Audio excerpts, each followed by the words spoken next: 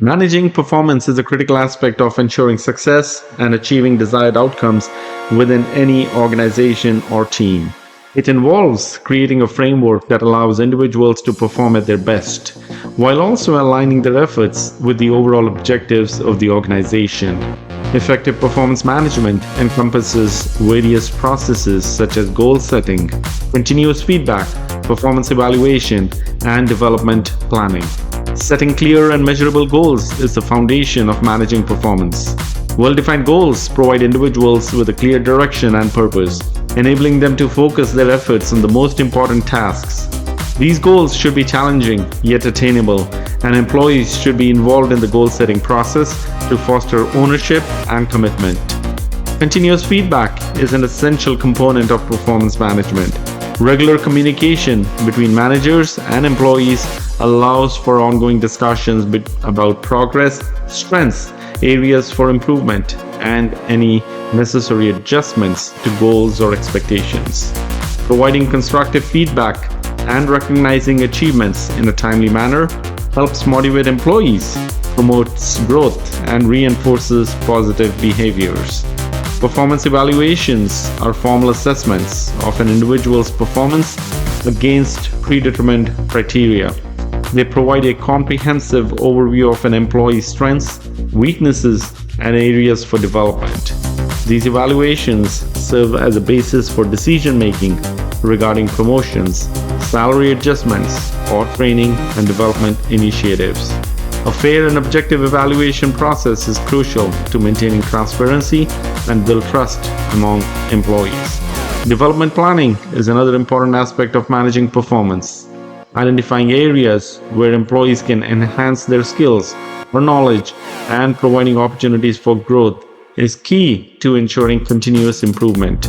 This can involve offering training programs, mentorship, job rotations, or stretch assignments that challenge employees to expand their capabilities and reach their full potential. What if you lived in the 1980s, saved your money, moved into your dream house in an isolated wooded area with a great view, bought a new car, and everything seemed to be going your way? And then you woke up one morning and noticed that even though you went to bed early, you were still tired and had low energy. You began to feel sleepy and you could fall asleep anywhere. When you told a friend about it, she asked if you had been tested for sleep apnea. You scheduled an appointment with a doctor, were tested, and the results came back negative. The doctor suggested that you might try to sleep on your side and raise the head of your bed slightly for better rest. You tried what the doctor recommended, but after an initial improvement for several weeks, you realized that you were no better. After several months of continued tiredness and low energy, a return to the doctor resulted in a test for low testosterone.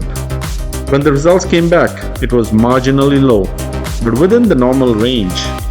But your doctor, on the other side, caution, recommended using a low dosage of testosterone in the form of a patch. For several months, you felt better, but after a while, you began to notice some side effects and realized that the initial symptoms were unchanged. As your annual physical approached, when you reported your continuous problems, your doctor suggested that you should take a multivitamin with iron.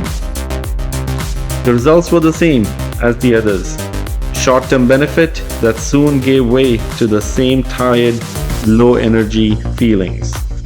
After many trips to the doctor with the same effect, you found yourself trying supplements you saw advertised on TV or the internet.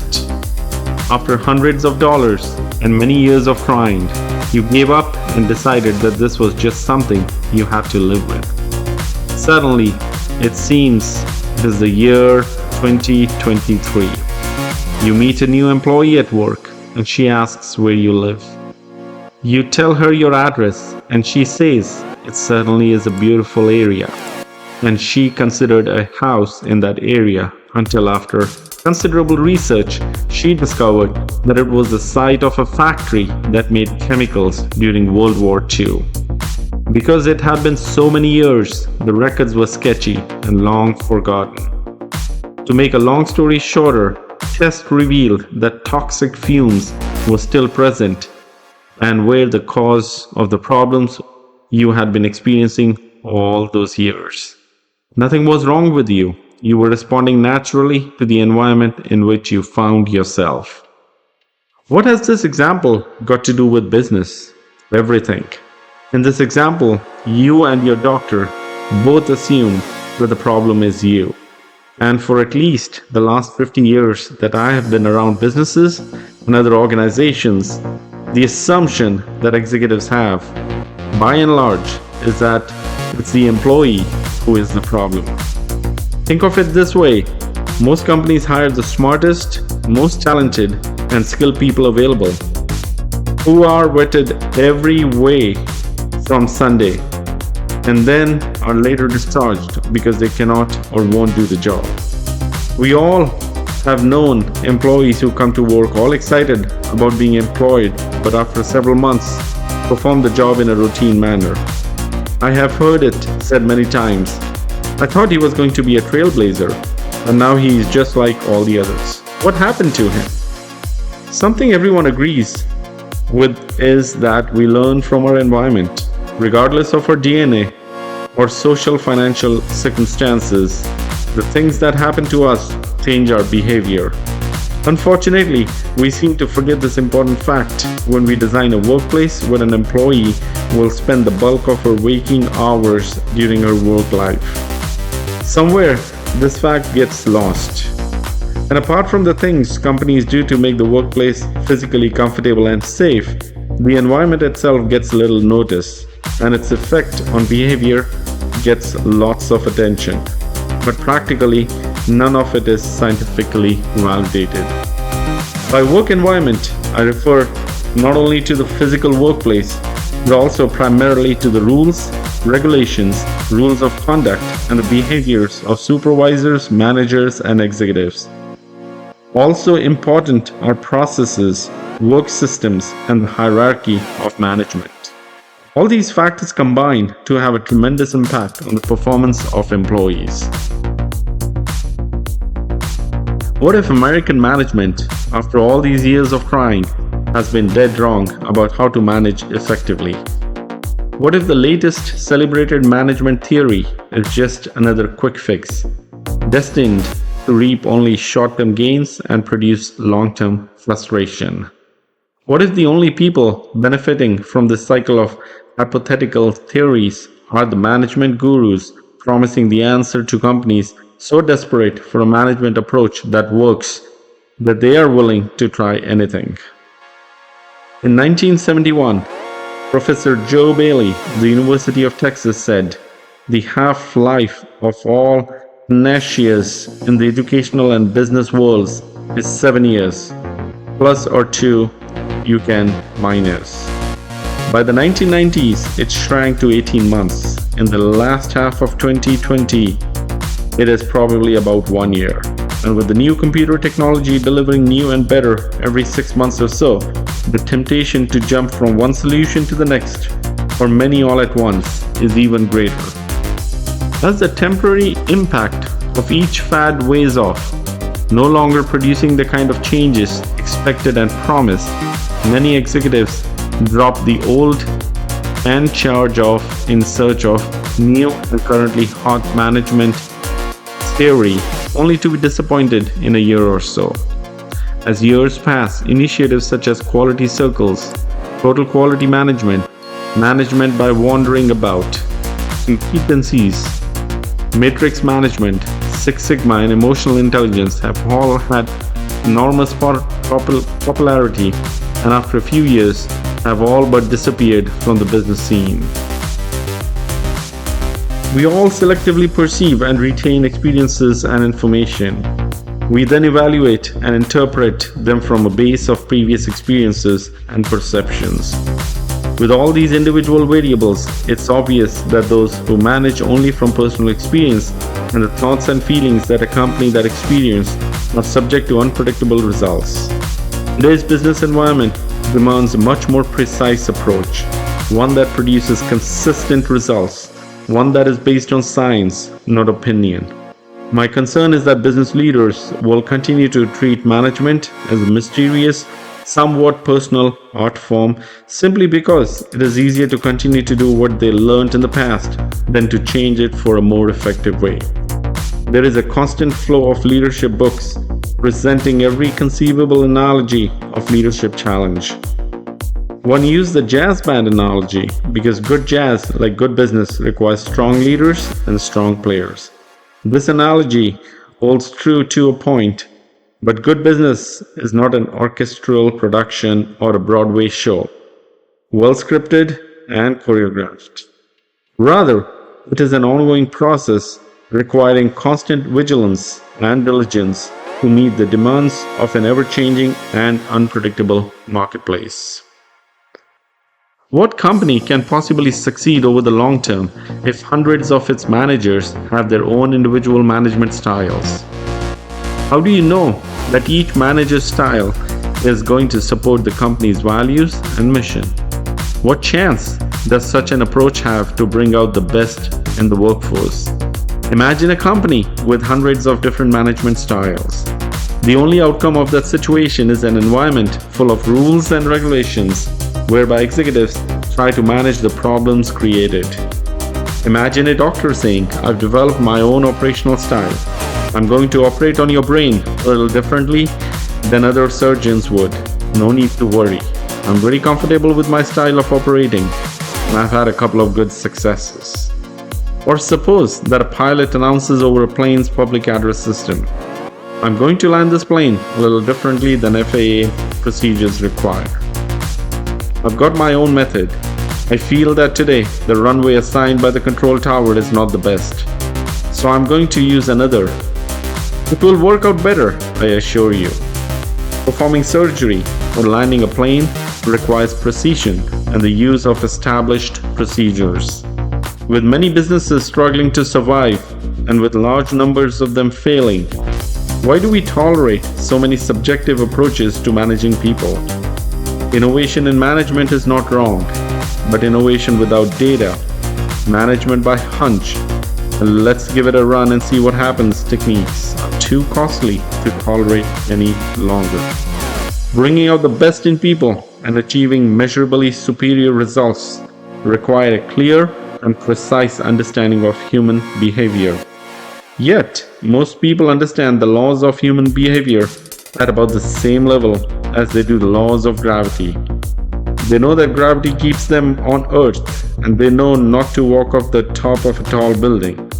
But they don't know enough to send astronauts to the moon and bring them down back. Most managers know enough about human behavior to know that positive methods of management are preferred to negative ones.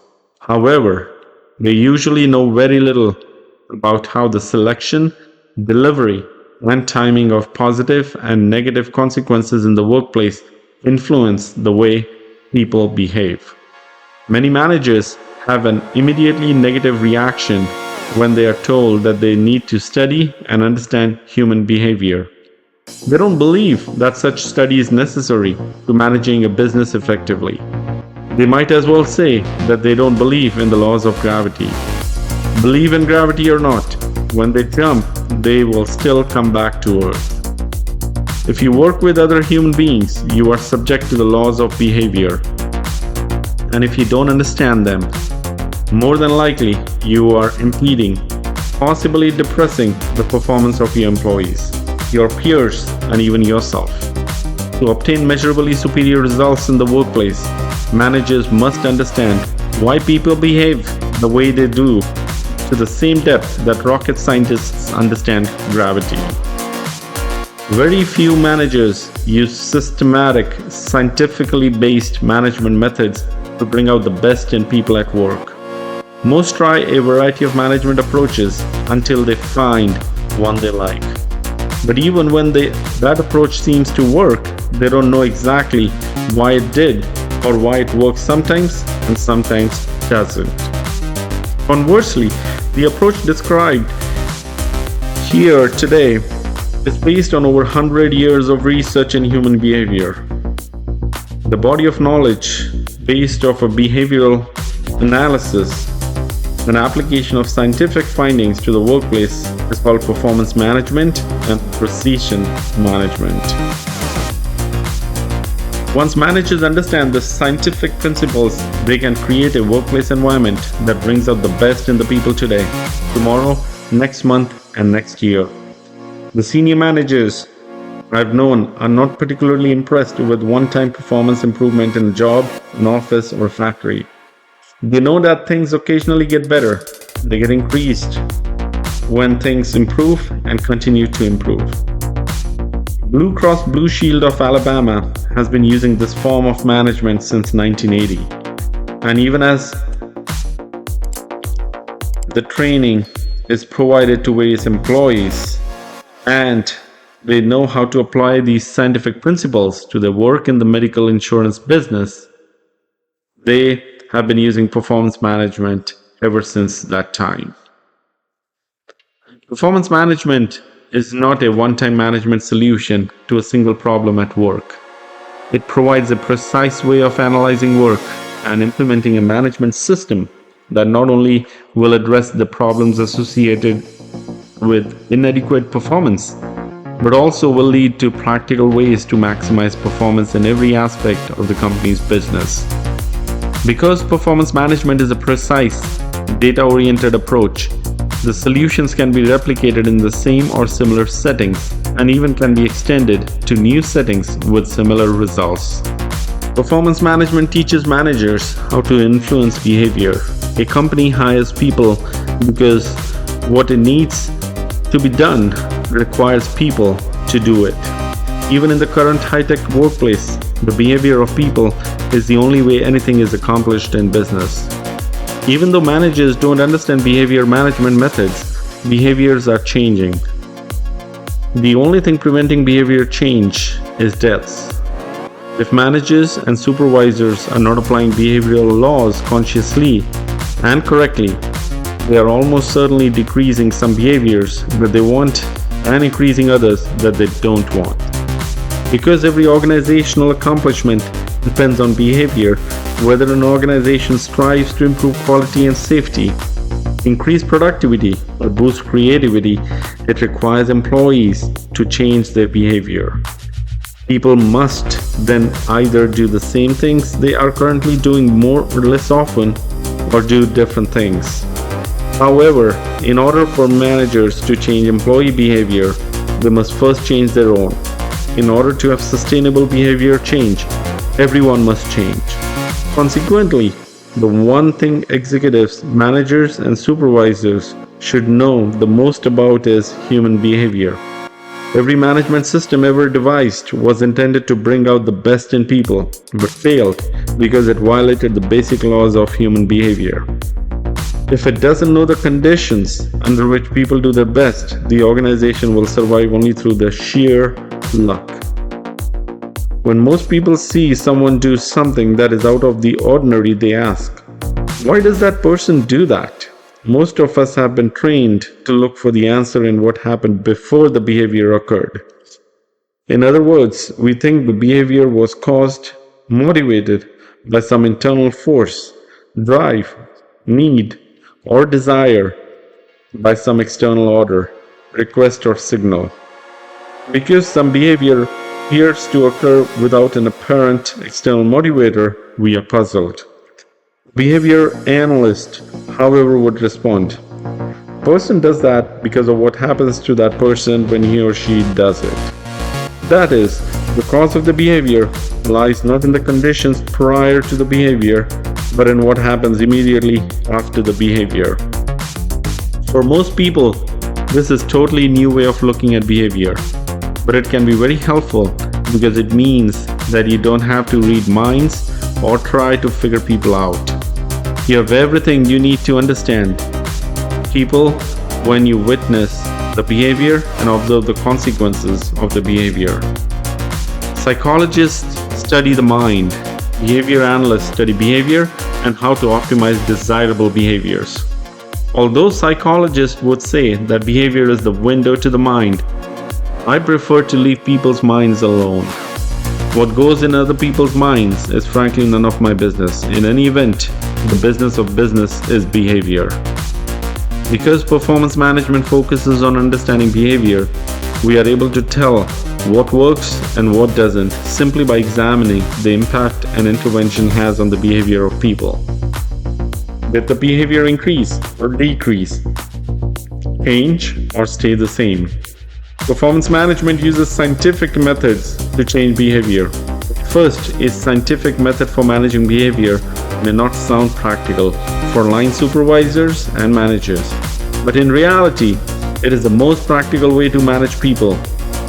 Using scientific methods to manage behavior includes precise specification of what we want to improve, the development of a baseline current performance against which we can measure progress, and then a precise intervention and the evaluation of its impact on performance. This is no more than we should ask from any change in any business process. The best way to run an organization is the best way to treat people. Ultimately, effective performance management involves a holistic approach that combines clear goal setting, continuous feedback, fair evaluations, and development opportunities.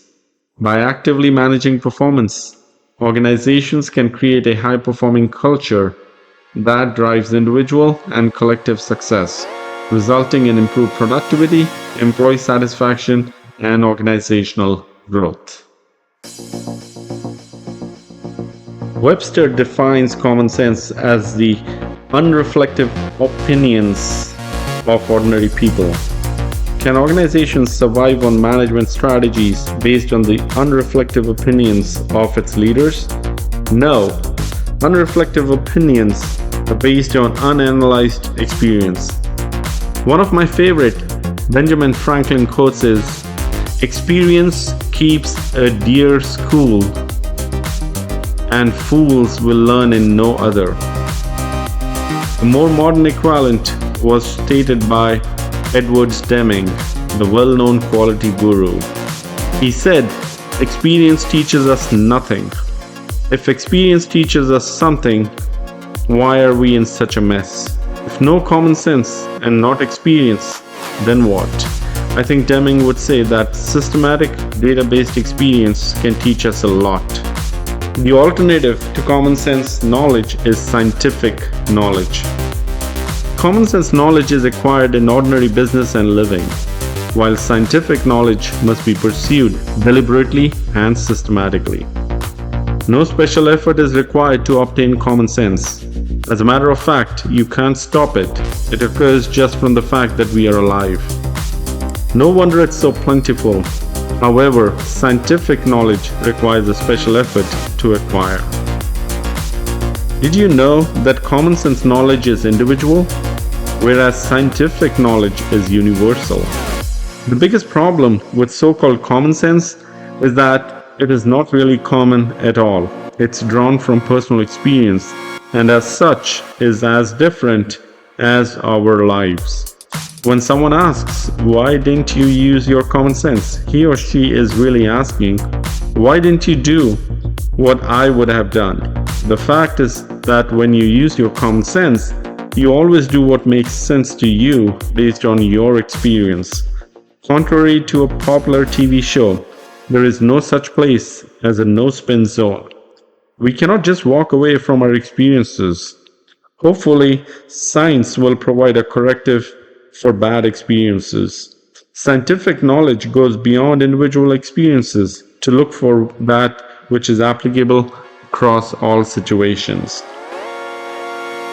Common sense knowledge accepts the obvious. Scientific knowledge questions the obvious. This is probably the most distinguishing characteristic of the scientific mind versus the ordinary mind.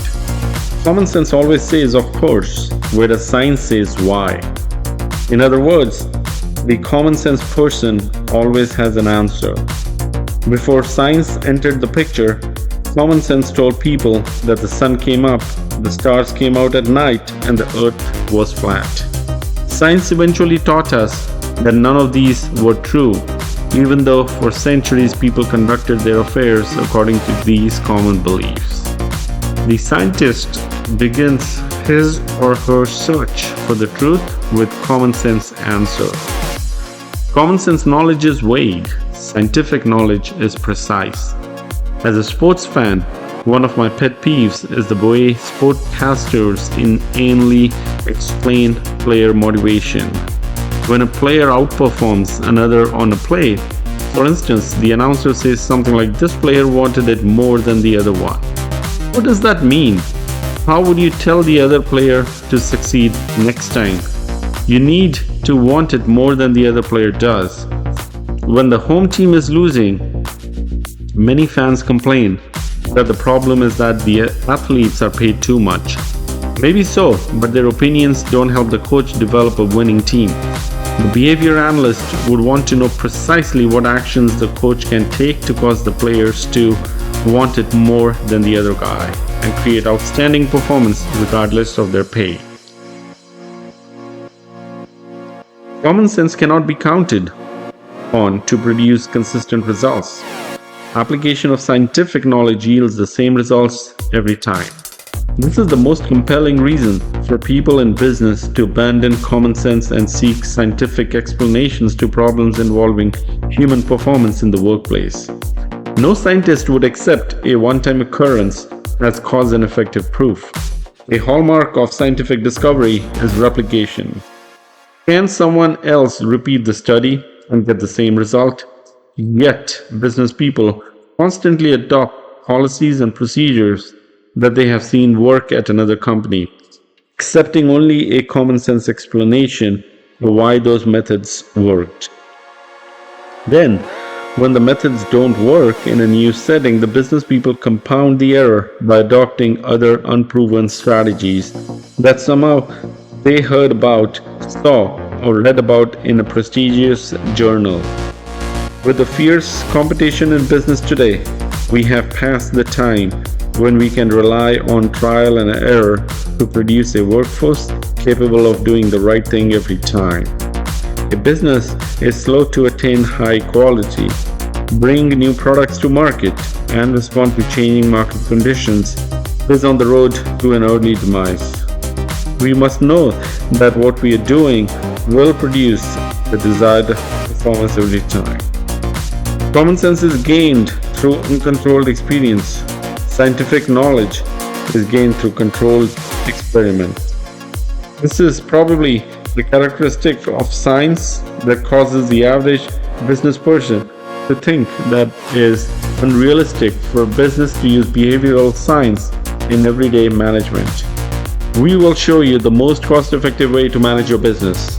Thomas Edison required his laboratory technicians to keep a detailed record of everything they did when conducting an experiment so that they could repeat it and others in the lab could do it as well.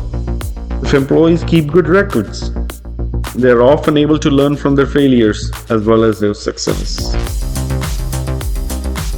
In Search of Excellence by Tom Peters and Robert Waterman was published in 1982 and sold over 3 million copies worldwide in the first 4 years. Although it contains some valid observations, it also stands as a good example of how people accept and follow strong opinions and beliefs even though they are based on non-scientific information. Even though 3 years after In Search of Excellence became world-renowned, Business Week magazine revisited the so-called excellence companies highlighted in the book and found that 14 of the 43 of them no longer met the author's criteria for excellence. Although in 2001, Peters confessed that the book's authors faked the data on which the book was based. Ironically, some of the cool companies the book urged American businesses to emulate were floundering. Companies touted as the best of the best no longer were. In fact, several of the companies singled out for their successful management practices and commitment to customer service, experienced considerable losses, and underwent major reorganization after the ink was barely dry on the book. The experts failed to delve into what was going on behind the scenes at these organizations. Yet consider the impact In Search of Excellence had and continues to have on American and worldwide business partners and practices. Organizations spent millions of dollars to model their divisions and plan, but after remarkably successful companies examined in the book. Yet, if the 14 of the 43 cool companies that no longer met the criteria really knew what they were doing to be successful, why would they abandon their own successful methods? Throughout history, popular practices have been found to be wrong. Think Galileo, Columbus, Newton, and many others who, despite criticism of their ideas from popular scientists and writers of the day, persisted to make discoveries that turned out to be world-changing in their impact.